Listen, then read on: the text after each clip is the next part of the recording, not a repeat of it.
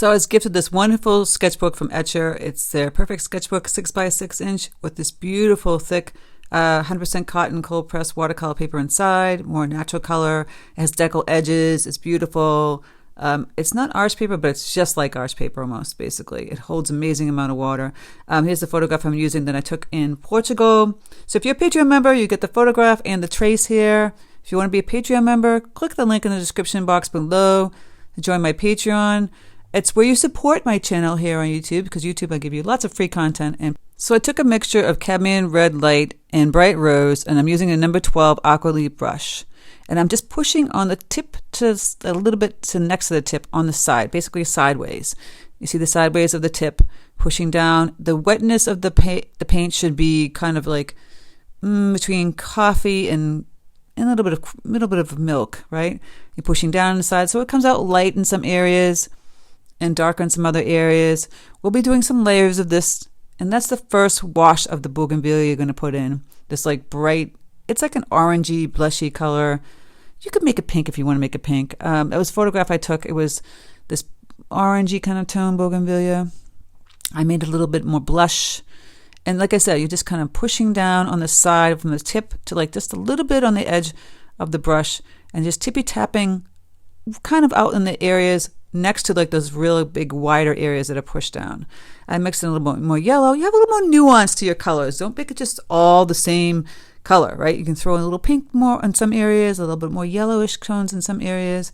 And I want you to paint the bougainvillea first when you're painting something like this before you paint if you're going to paint the garage underneath or a building underneath, because you're going to have to go around the flowers. Watercolor, unlike acrylic and oil, you have to like mask out the white areas or paint things first, because you can't put layers upon layers like you can with acrylic and gouache and, oil.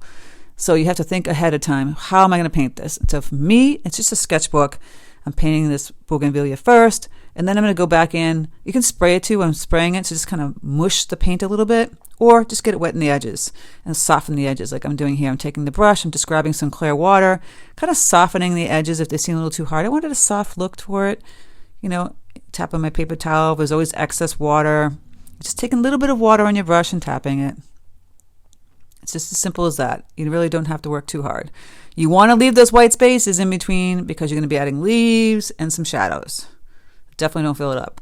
So I mixed the green color from my doorway and my window. My door, my window, and my garage door.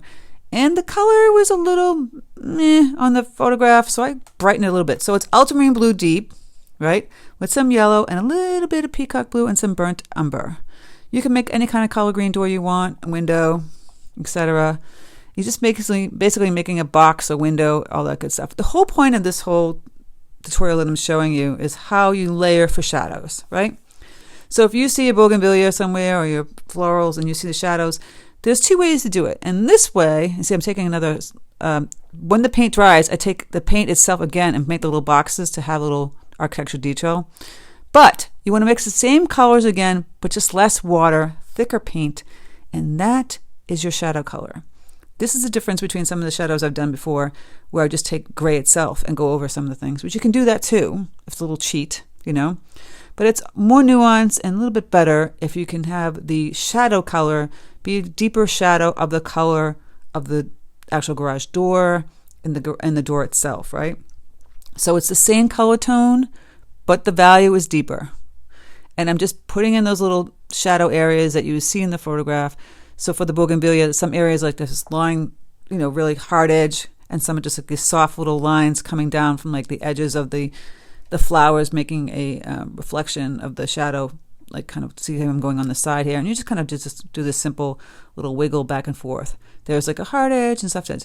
And you'll notice that it's a little bit more nuanced when you add the color that's deeper in the value, as opposed to, like I said, putting the gray shadow on there, which if you're just starting out and it's really difficult for you to figure out the color shadows, do that. But another trick is, see how this paint is thick? Keep that paint thick on the side, put some extra over on the side, and just water it down with water, and you have your light tone, and then you keep the first paint that you mix up as your dark tone. You see the little sneaky trick that I just told you about? Right? So that's what you do. You mix a good amount of the paint that's a little thicker, doesn't move, right? We mean by butter. Well, I wouldn't call it butter. I would say more like cream. And then you just save some of that, and then you water down the rest of it for the wash, right? That's the little trick. You want to save the paint. It's all value tones of one color. Really, that's all it is. Here I'm going in, just adding the shadows underneath this. Like I said, if you wanted to get the photograph and the trace, go on my Patreon, join my Patreon, and you get so many great things on my Patreon. I have thousands of videos that are not on YouTube, more in depth, traceables, photographs, teaching you way more in-depth techniques than you do on YouTube. So it's a really good bang for your buck. I mean, there's no way you could get thousands of videos for starting at $8 a month anywhere. No way. So I think it's a really good value. I do say so of myself. So now I'm mixing my typical colors that I mix for shadows, which is ultramarine blue deep and burnt sienna. And depending on how much burnt sienna you use and how much blue you use, it gets blue or gray, brown or gray. I like to make it more bluish tone, especially if it's a white building. And so there's a deeper value shadow right on the little edge of that indentation of the garage, and then a lighter one at the bottom because it's like a step up, right, for this garage. It's kind of wild. I mean, maybe they pop that car out and bang it down. I don't know. And then on the sidewalk, it's much darker shadow, right? It's a little deeper, darker cast shadow than the little side one that's going up, the little step up to the garage. So, of course, that value is darker, right? So, again, it's all about the values, deeper, darker, and I'm kind of wiggling it, kind of mimicking, again, the bougainvillea that you see. Now, I noticed as I'm painting this that my bougainvillea looks kind of washed out. I will add some color at the end because you have to keep doing layers of watercolor. It will dry lighter than you normally think it would be. It may seem really dark when you first put the paint down and you notice, oh my God, it dried so light. And then depending on the kind of paper that you use, it can dry really light. I've used some paper recently that was like, woof. So here I'm adding that color again behind bougainvillea in the doorway and getting that darker shadow. You see, there's some lighter shadows and a little bit deeper ones depending on where the sun's coming in, etc. And just adding that deeper value. And at the end, I'll go back in with a liner brush and get that architectural details again with that doorway. I put them in the beginning with some, again, a glazing method with that green, but it still wasn't dark enough. So now I'm adding the shadow, the gray tone that's supposed to be in, it's a little pink cut in that way, but under the bougainvillea here in the building. And just kind of wiggling my brush. Again, I've used the number 12, except the liner brush for the small detail at the end. I love to use a bigger brush. People use small brushes. You don't get that loose feeling when you use a smaller brush. It's just really tight. You notice that if you're painting with a small brush, you're always tighter. If you're using a bigger brush, you're looser. You'd be amazed what you can paint with the bigger brush. As long as it's a brand, almost a new brush, you have a great pointy tip. Once it wears down, well, you don't. You can use that to mush leaves instead. And speaking of leaves, I just threw in some dark greens for those leaves in the background. Really kind of thick, almost buttery kind of paint. And I used Prussian blue, yellow, and burnt umber for that, dark, deep green. And yeah, see, I'm just putting that gray in here, and I'm just looking back and seeing, where else do I need this deeper gray? Or do I need to add more? And I'm adding inside the bougainvillea where it's missing. Just looking around. You have to look around the picture. Maybe I'm going to add some deeper shadow right under there because that shadow kind of dried lighter. Again, with watercolor, you have to kind of do some glazing. Sometimes I have some paintings that have 3 or 4 or 5 layers. I'm not kidding because I'm like, it's not dark enough. And that wasn't dark enough right there. See, now look out, just that little bit added so much. Just another layer. Then I have to go in and add those same 2 colors, but less water again to do the windows. Now I'm doing some dry brush. You just take those kind of colors, those rustic grays, and you tap it on your paper towel and you just kind of go over the paper a little bit with your brush. And it has a nice texture to it. So it looks like the building's old. And I'll add a little deeper line on the bottom where you see, differentiate the building from the sidewalk. Just really kind of thick paint. So yes, I'm going to go in here and add my deeper window because we didn't put the windows in, right? They're dark gray. And it's ultramarine blue deep and burnt sienna again. And I tend to lean towards more blue than brown. So I just don't think the brown windows would be pretty. The blue or gray ones would be much prettier. And now you can see that it makes sense with the shadows. That deep, deep dark color.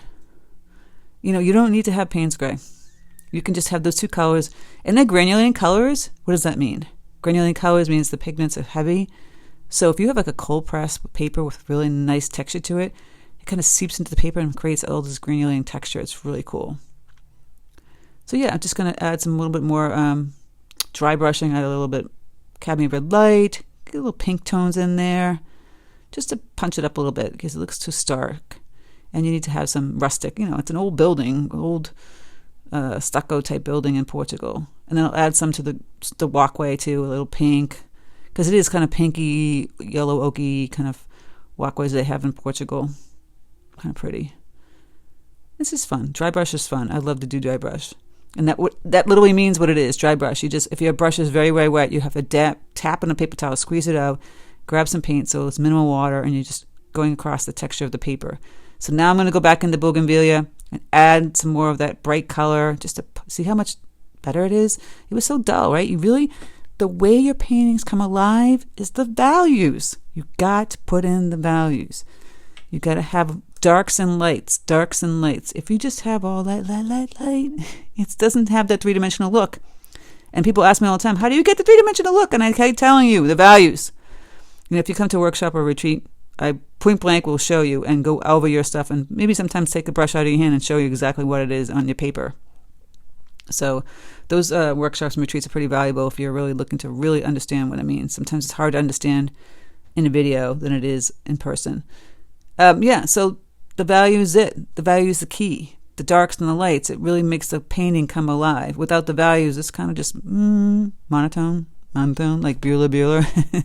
Here I'm using a liner brush, the Princeton Umbria series, number 4, and I'm going back in and putting those little squares that I had in the garage doors. Again, you lose the liner brush at the end. Super detail work if you had like a telephone pole wires. Here I'm just going like a little T to get the little square indentation of all the architectural details in the garage door. Same thing with the door. Again, minutia detail. The most important thing was the shadow and getting that in so that you understand it. So see how you can just punch that little square up, making it a little bit darker, and now it makes a little bit more sense, right? And just that little thing, I'm telling you, sometimes it's one little thing that just changed everything. Super fun. So really just when you're doing shadows, think about the value. Save the paint, make it thicker, and then water it down so you have that first wash and use that paint later for the shadows that you might need. And if you have a flower pot with shadows, go around, take some photographs of things you like with the shadows. Creates a great look. So I'm pretty satisfied with this. Maybe I'd add a little bit more shadows with the bougainvillea, but again, it's a sketchbook. You can play around with that. Some shadows here and there.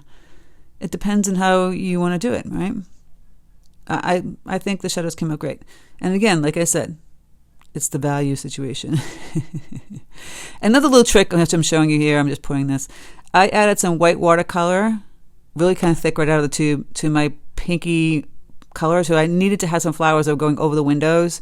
And I didn't leave the space for that. So you can do a little trick. You can also add gouache and do this.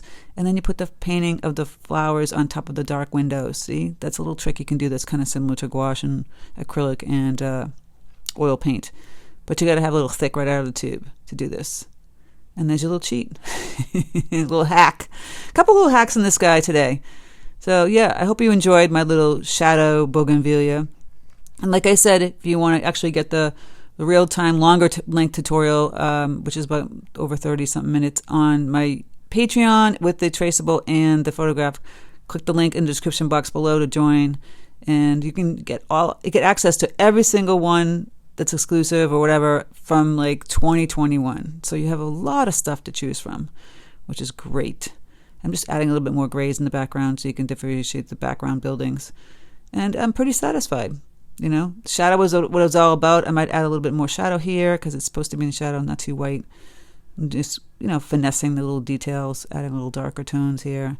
If I feel like, you always have to check and see if your tones are dark enough. You might have to go in 2 or 3 times, You just never know. It might not be dark enough.